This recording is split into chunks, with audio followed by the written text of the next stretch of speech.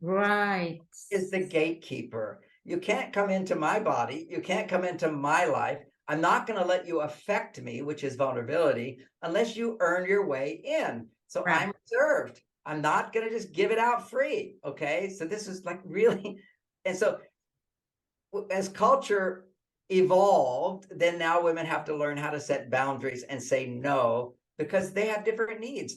Needs evolve. This is Right. another aspect of this. Maslow explained that when you're in survival, you have certain needs. When you have security, danger, you have certain needs. These are like basic things. You Right. survive is heat and cold and shelter and food. But then security is once I have things, people can take it from me. So I Right. need safety. Then I need to feel to get safety. Another need emerges, which is to feel included, it's belonging, that you're in a group, that you have your people. Okay, but these are low levels. Right. Higher level is self-expression, that I am capable of being happy without depending on others. That's kind of your 20s. You learn what makes you happy, how to feel good. Then you're ready to be in a relationship where you come into the relationship. I can make myself happy, but I need somebody to make me happier.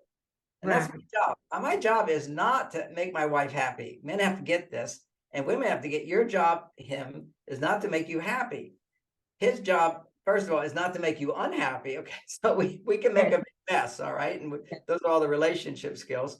But the dynamic for women is to have a life that produce a baseline of estrogen or progesterone, depending upon the time of the month.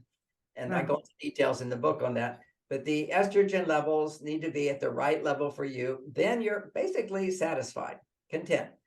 Then romance starts. So if a woman has low estrogen and I empty the trash, well, I do his laundry. That's her reaction. Nothing.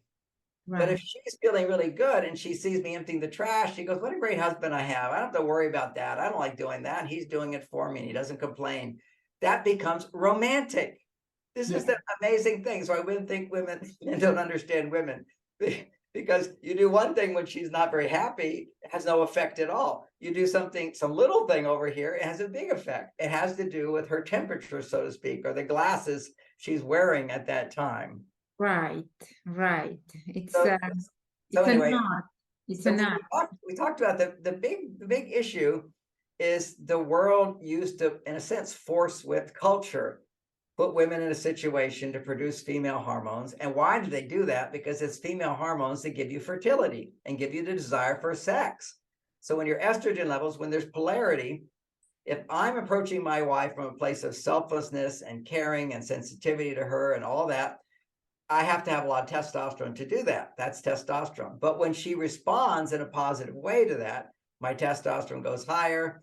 I give a little more, her estrogen goes a little higher. That's the romantic stages of a relationship. His behavior stimulates hormones in her that allows her to respond with trust, because trusting is part of depending. Okay. But you're not fully trusting, he has to earn it.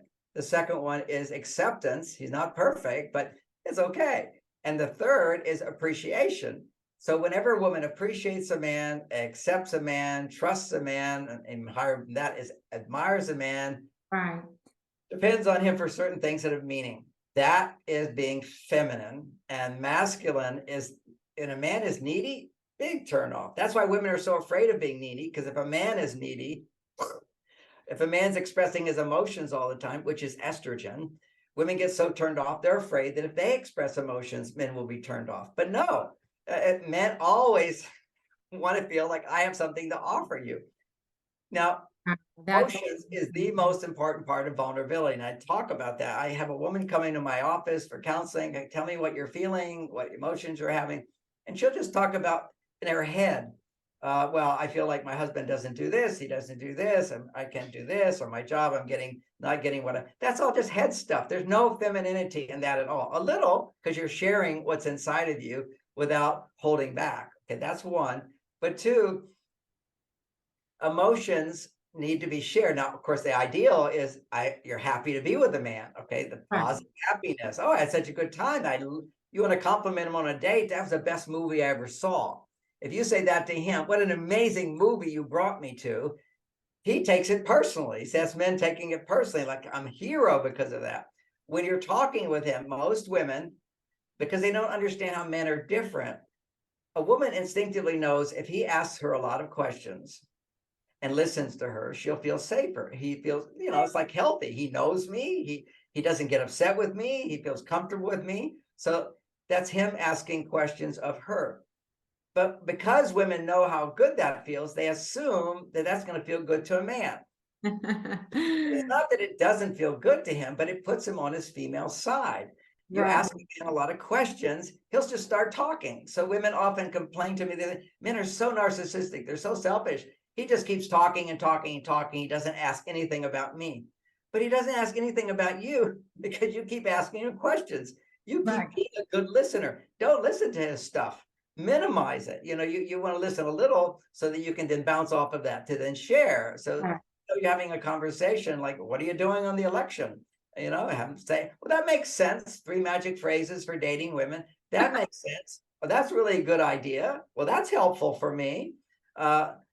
Amazing. I hadn't thought of that before. Any kind of little things. These are like powerful phrases you repeat over and over. He never gets tired of hearing it. Just like if you say to a woman, you're so beautiful. I love you so much. I I'm know. so committed to you. You're the only woman in the world for me. These are the things that women don't get tired of. Men don't know that. Women don't know. Men don't get tired of. Anytime he says something that makes sense, that makes sense.